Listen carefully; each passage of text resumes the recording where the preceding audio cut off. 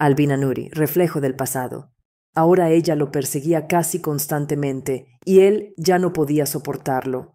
Todo había comenzado hace mucho, cuando él tenía 5 años. Incluso pareció terminar entonces. Pero esa suposición fue errónea. Sandy, como lo llamaba su madre, cayó gravemente enfermo. Fiebre altísima, garganta inflamada e infección de oído. Vivían solos. Sandy era, como decía la abuela, madre de su madre, frunciendo los labios, huérfano de padre, como si él fuera personalmente responsable de que su padre abandonara la familia antes de que cumpliera 1 año.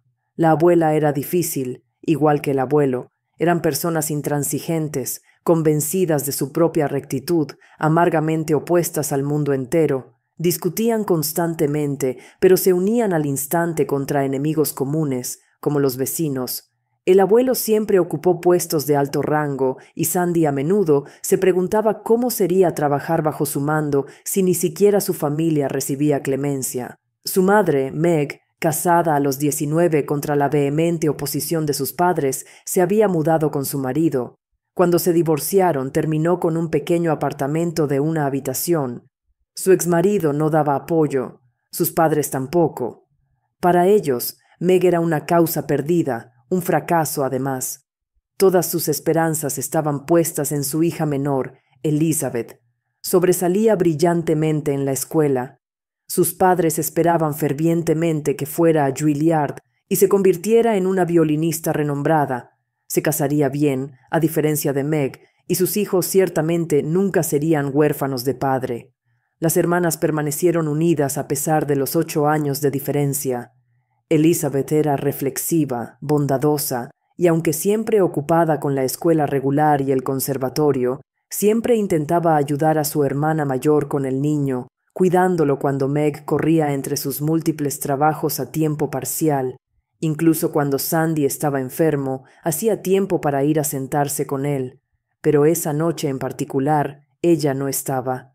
Elizabeth había muerto trágicamente en un accidente aproximadamente 1 mes antes. Creerlo parecía imposible, pero la incredulidad también lo era. Allí estaba el cementerio, y allí estaba su tumba. Sus abuelos, aplastados por el peso de un dolor insoportable, no notaban nada a su alrededor. Cuando recuperaron una apariencia de compostura, trataron a Meg y a su hijo con aún mayor frialdad que antes. Quizás pensaron, si estaban destinados a sufrir tal pérdida, ¿por qué el destino se había llevado a su amada hija y no a la decepción y su hijo no deseado? En cualquier caso, cuando su nieto enfermó gravemente, a la abuela y al abuelo nunca se les ocurrió cuidarlo. Su propio dolor era carga suficiente. Meg también estaba destrozada, tambaleándose por la pérdida, corriendo frenéticamente entre su trabajo principal y otros, llegando a casa en momentos robados para ver a su hijo y administrarle medicina, cometió un error crítico. Alexander no recordaba los hechos precisos. Deliraba por la fiebre rabiosa y el dolor, y era muy joven, por supuesto. Más tarde nunca preguntó. Él y su madre evitaban tácitamente el tema. Recordar esos días era agonizante para ella, especialmente porque había confundido los medicamentos, resultando en que Sandy recibiera una dosis excesiva, casi fatal, de un remedio potente. Esa noche se imprimió en la memoria del niño en fragmentos irregulares, el aullido de la ambulancia, las voces tensas y urgentes de los médicos, los sollozos ahogados de su madre, la lámpara redonda y severa en el techo del hospital, el frío pinchazo de la aguja intravenosa. Apenas lo reanimaron. Y fue entonces, en ese estado delirante, apenas vivo, cuando Sandy vio por primera vez a la dama negra. La ambulancia aún no había llegado. Su mundo se disolvió. El techo ondulaba en círculos concéntricos, flores escarlatas florecían y se marchitaban en el papel pintado ondulante. Las paredes palpitaban, apretándose como un torno un momento, retrocediendo al siguiente. Una grieta irregular partió la oscuridad de la esquina, y de ella emergió ella, una forma ennegrecida, un rostro sin ojos, envuelto en un sudario andrajoso, dedos nudosos y esqueléticos agarrando el aire, una grotesca mueca risueña. La entidad se deslizó más cerca y Sandy convulsionó, gritando hasta que su voz se quebró. Su madre lo abrazó, susurrando súplicas desesperadas para que aguantara. Luego llegaron los médicos y le pusieron una inyección. La medicina ahuyentó a la mujer oscura, pero solo temporalmente. Se negó a irse para siempre. Tan pronto como Sandy se recuperó físicamente, comenzó a manifestarse de nuevo, con mayor frecuencia dentro de sus sueños. El niño dejó de dormir por completo, incluso con su madre a su lado, forzando otra consulta desesperada con médicos.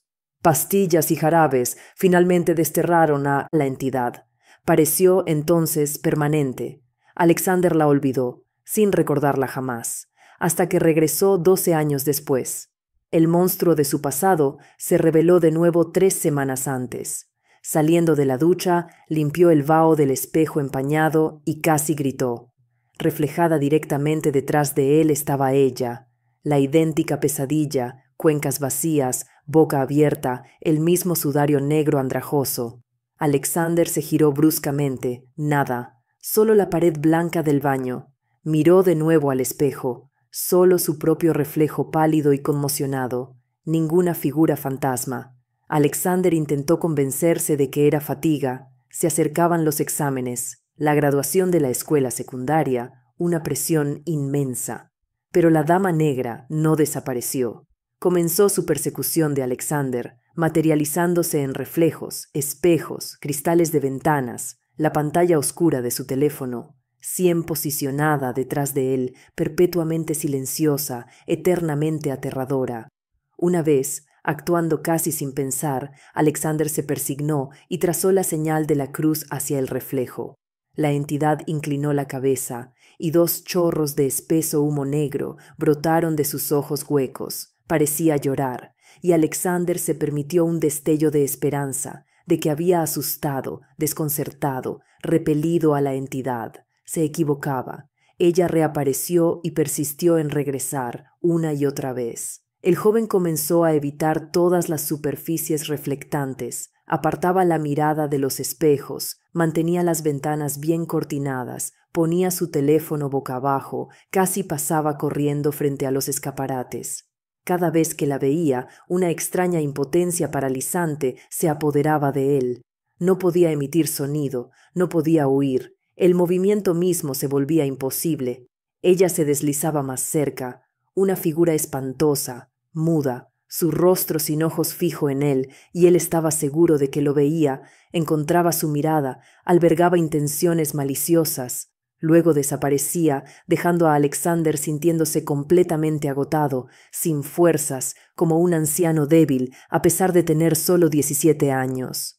A veces se despertaba en mitad de la noche, convencido de que unos dedos helados y huesudos rozaban su mejilla.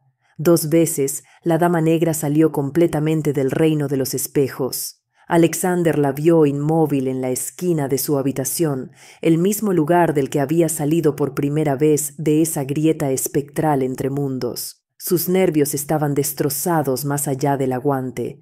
Agarró un libro que estaba cerca de su cama y se lo arrojó a la mujer ennegrecida. El volumen pasó limpiamente a través de su forma insustancial y cayó al suelo con un golpe sordo. Su realidad familiar se desmoronaba. Funcionaba mal. Dormir se convirtió en un lujo olvidado. Sus estudios se desplomaron. Concentrarse era inútil. Sus pensamientos estaban ocupados no por la química o la física, sino por el miedo. Su madre, notando los profundos cambios, intentó conversar, pero él la rechazó, citando agotamiento escolar. Ella pareció creerle, o quizás carecía de energía para mirar más de cerca. Alexander no culpaba a su madre. Joven y aún hermosa, ella había renunciado hacía tiempo a su identidad como mujer. Todos estos años lo había criado sola, desgastándose en múltiples trabajos mientras luchaba por estar presente. La abuela y el abuelo habían muerto uno tras otro, dejando a Alexander y su madre verdaderamente solos en el mundo. El año anterior, ella había conocido a Thomas, el hermano de un colega. 6 meses después se casaron, y ahora su madre estaba embarazada. Alexander sabía que tendría una hermana para agosto. Esta inminente llegada era en parte por lo que se resistía a abrumar más a su madre. ¿Y qué podía decir?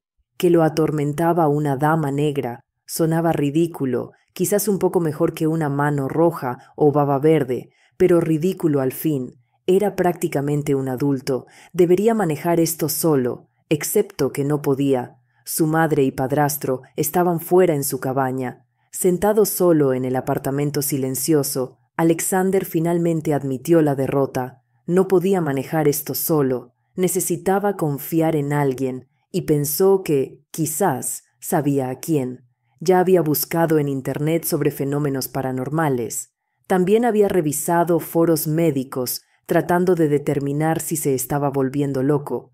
Consultar a un médico directamente nunca se le ocurrió. Temía ser etiquetado como loco, institucionalizado. Sitios web esotéricos y canales de YouTube no arrojaron nada útil. Un revoltijo de historias de fantasmas y demonios, meditaciones dudosas y hechizos que apestaban a engaño y una hambre desesperada de visitas. Ojalá los cazafantasmas fueran reales, pensó Alexander sombríamente, y entonces una chispa se encendió. Los cazafantasmas podrían no existir, pero seguramente sí existían personas que habían enfrentado situaciones similares. ¿Por qué no lo había considerado? Los foros donde la gente hablaba de encuentros con el más allá no eran raros. Los hilos de discusión proliferaban. El desafío era encontrar el adecuado. Le tomó varias horas localizar un espacio virtual donde, según el juicio de Alexander, individuos relativamente cuerdos conversaban, discutiendo manifestaciones de otros reinos sin histeria excesiva o proselitismo. Otra media hora la pasó redactando su propio relato, conciso, claro, sin pánico. Esperaba una respuesta inmediata, pero no llegó. La medianoche sonó, y el agotamiento finalmente lo arrastró hacia el sueño, una rara misericordia.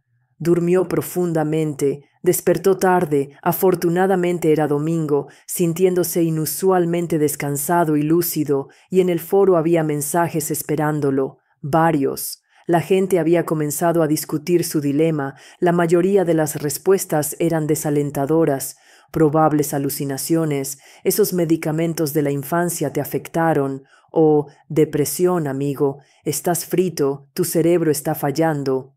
Algunos aconsejaban rezar, preguntaban si estaba bautizado. Una mujer insistió en que rociara agua bendita por el apartamento, reorganizara sus muebles y durmiera con una lámpara de aceite encendida. Alexander se desplomó desanimado, pero luego vio un mensaje largo y detallado del usuario Just Bob. Vale mi opinión. Esto no es sencillo. Una bruja aterradora aparece asustándote sin razón aparente. Las entidades no aparecen en nuestro mundo por casualidad. Les cuesta una energía inmensa. No actúan sin propósito, solo por diversión. Déjame contarte una historia.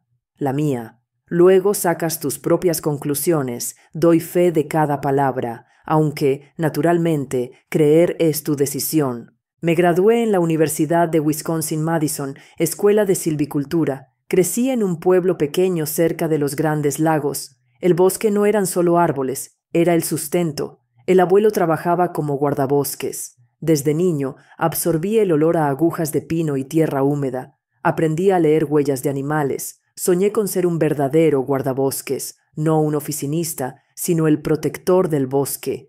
En la universidad tuvimos al profesor Adler, un gigante en ciencia forestal, también conocido por su trabajo en anomalías ambientales.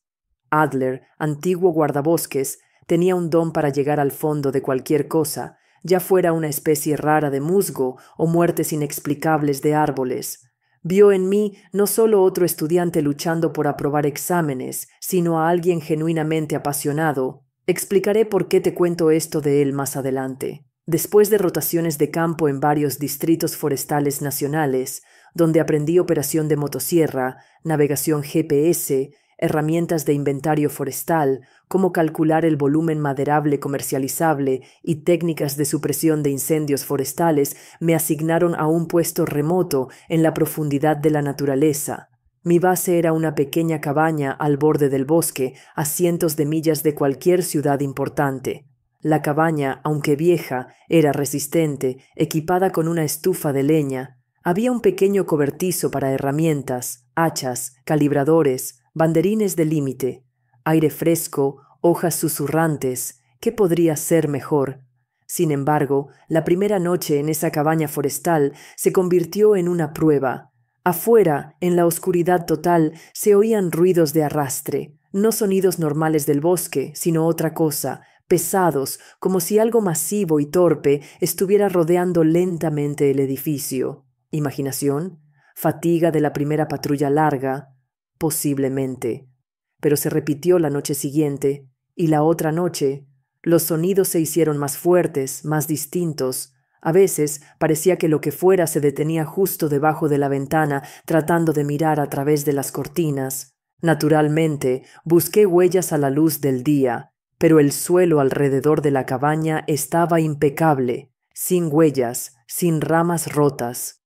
Las preguntas cuidadosas a lugareños que ocasionalmente encontraba mientras patrullaba por tala o caza furtiva tampoco llevaron a nada. Los bosques son así, chico, se encogían de hombros. Pasan cosas. Sinceramente, las noches eran aterradoras. No podía obligarme a mirar afuera, simplemente no podía. Pero una noche, finalmente reventé. No soporté más la parálisis temblorosa. Abrí de golpe la puerta principal, el haz de la linterna cortando la oscuridad.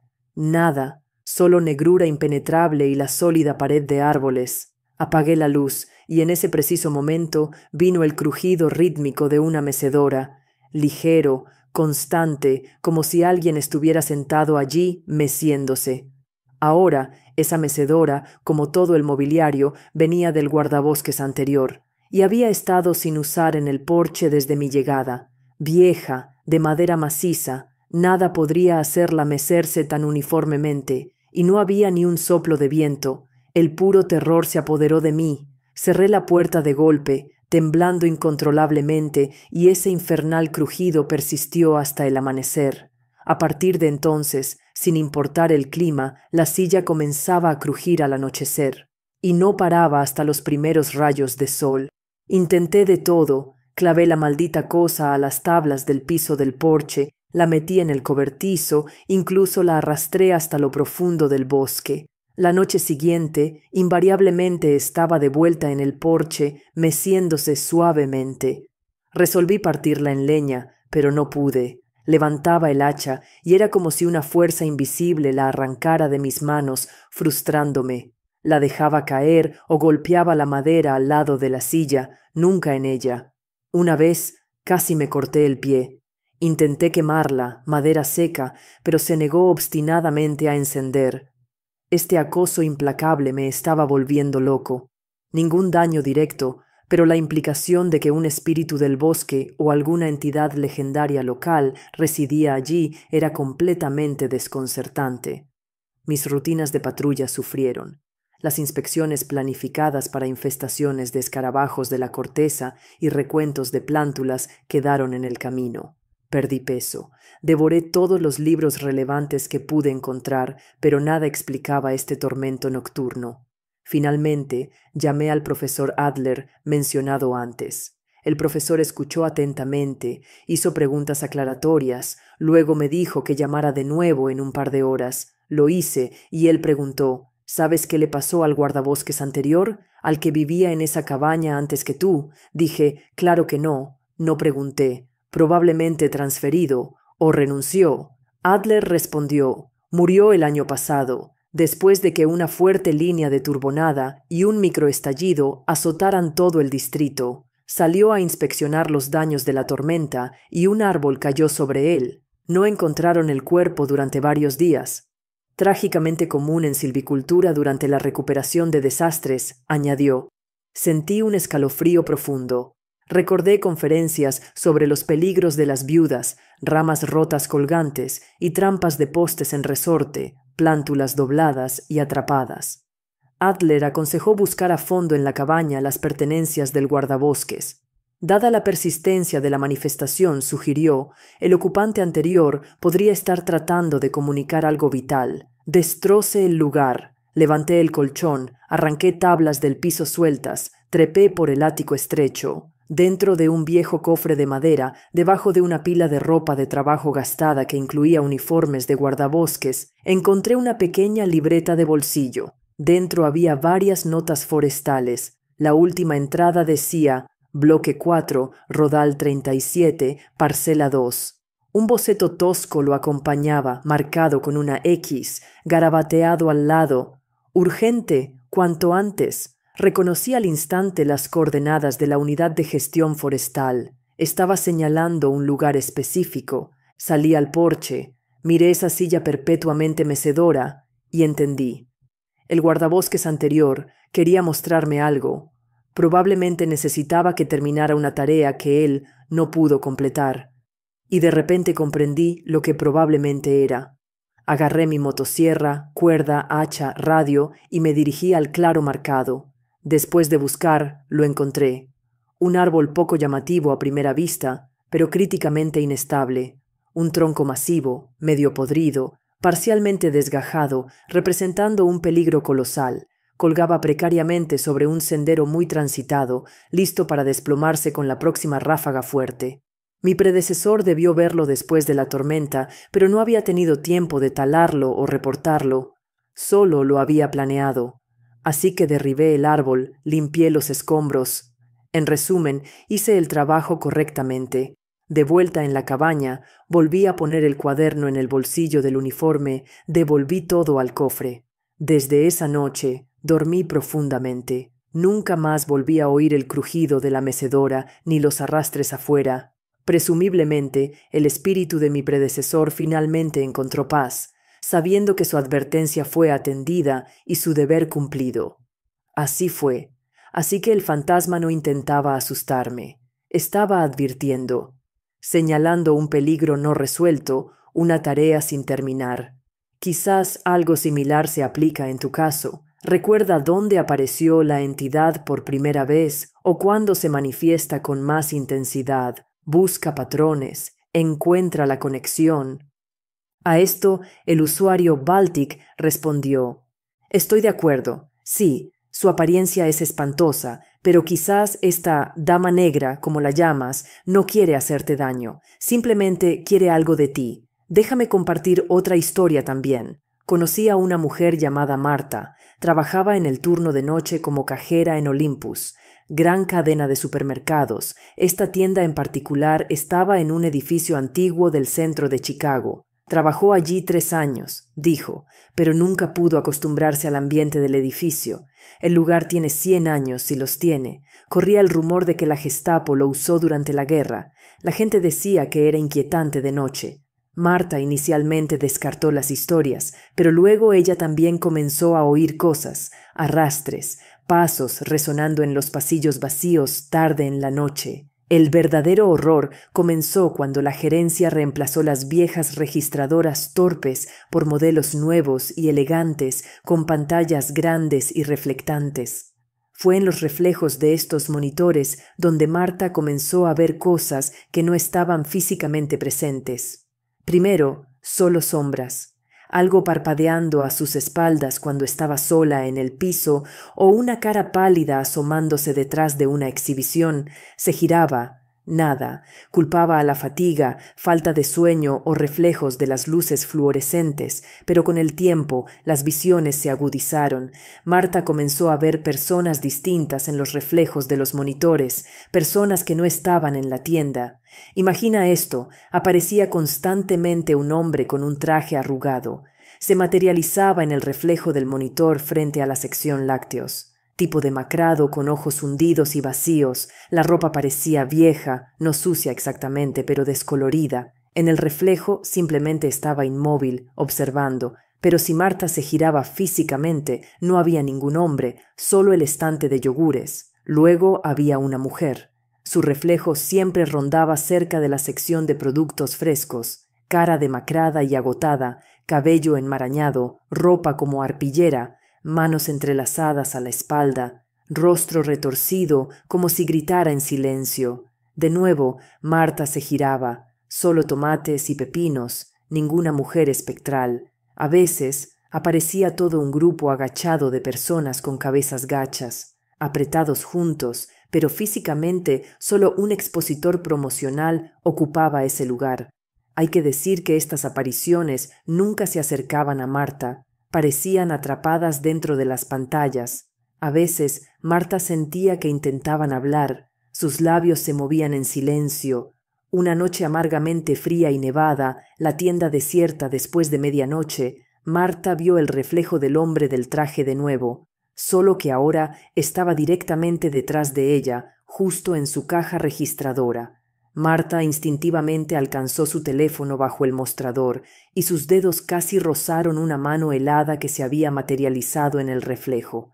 Retrocedió violentamente y en ese instante, dijo, le llegó la comprensión. Los nuevos monitores, de alguna manera, se habían sintonizado con algo, se habían convertido en ventanas al pasado traumático del edificio, estaban capturando y reflejando residuos invisibles, ecos de dolor, terror, desesperación dejados décadas antes. Ese turno en particular se convirtió en un infierno. Después de medianoche, aún más personas abarrotaban los reflejos de las pantallas de las cajas. Sus rostros mostraban una impaciencia desesperada, parecían estar esperando algo. Un olor rancio, a moho, como pan enmohecido hace tiempo, impregnaba el aire.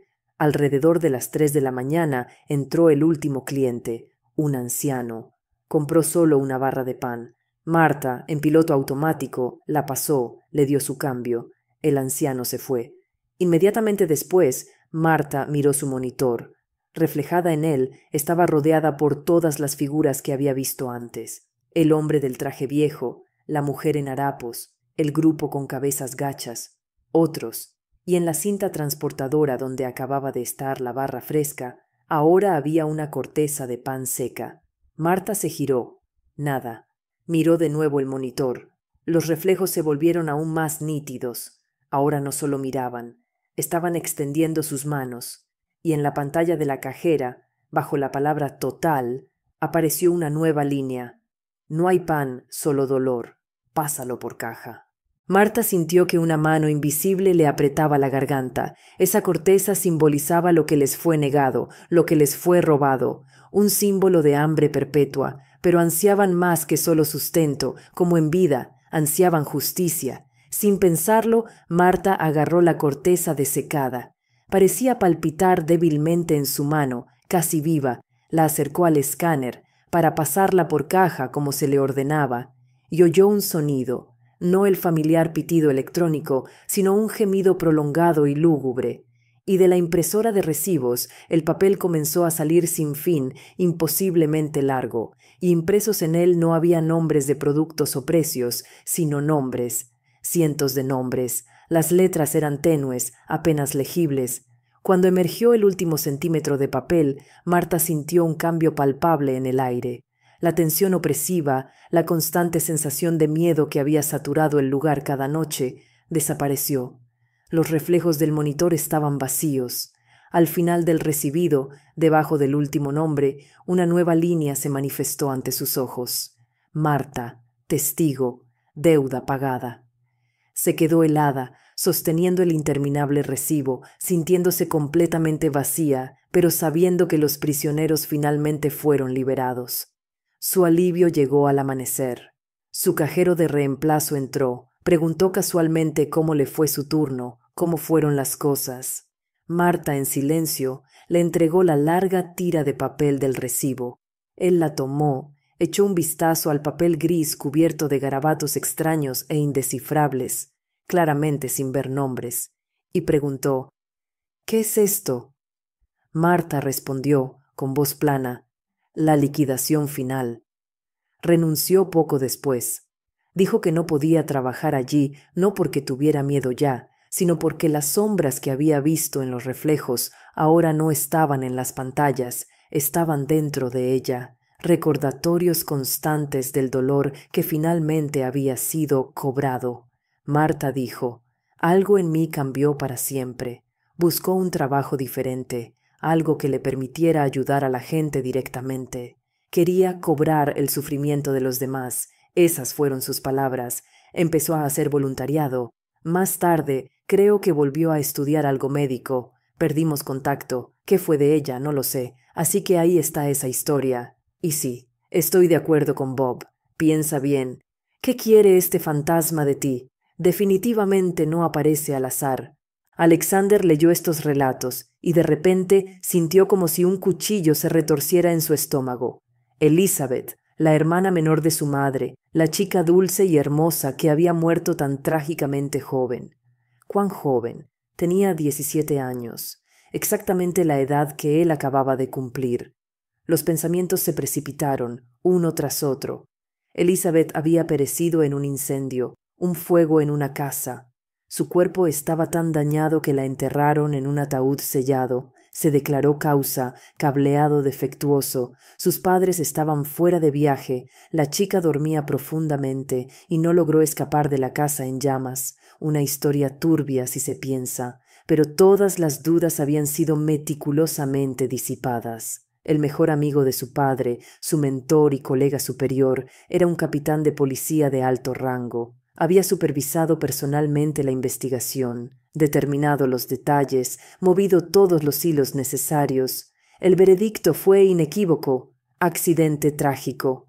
Alexander no albergaba dudas ahora. La horrible Dama Negra era su dulce y amada tía Beth, ennegrecida porque se había quemado. La había vislumbrado de niño cuando su conciencia estaba nublada al borde de la muerte, un estado permeable a tal contacto. Más tarde, los medicamentos crearon una barrera que ella no pudo penetrar.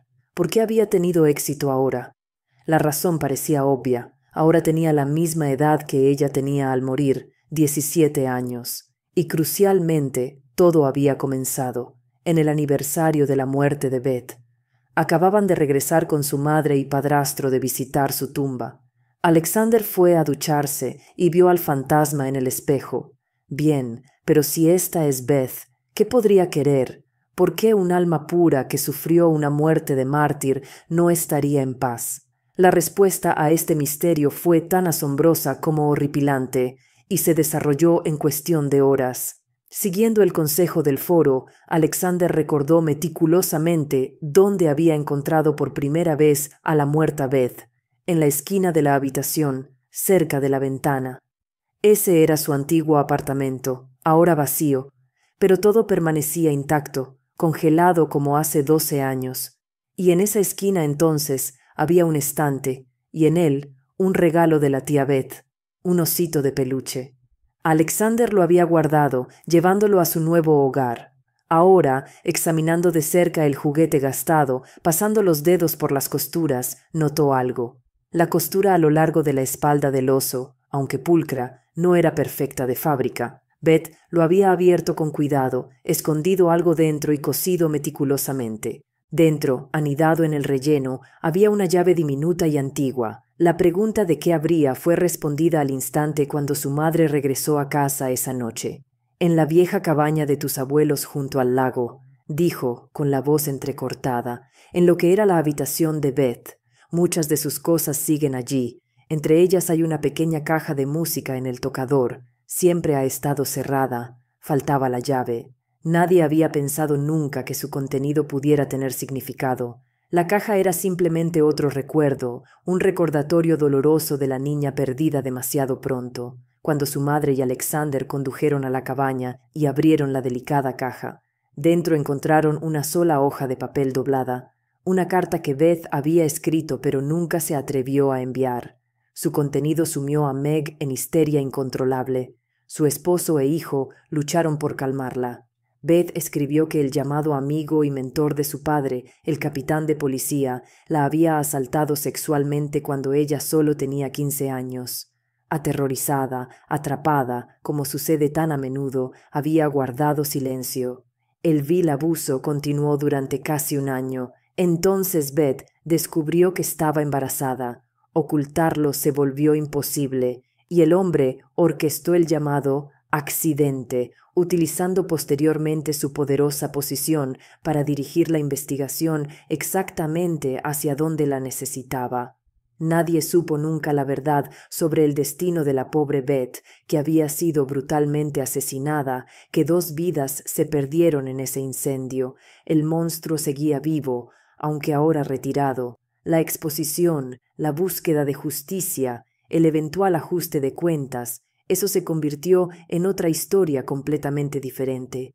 El fantasma se manifestó ante Alexander solo una vez más después de eso. No fue la aterradora Dama Negra, sino la imagen de una Elizabeth hermosa y juvenil. Le ofreció a su sobrino una última sonrisa profundamente agradecida y desapareció, esta vez para siempre.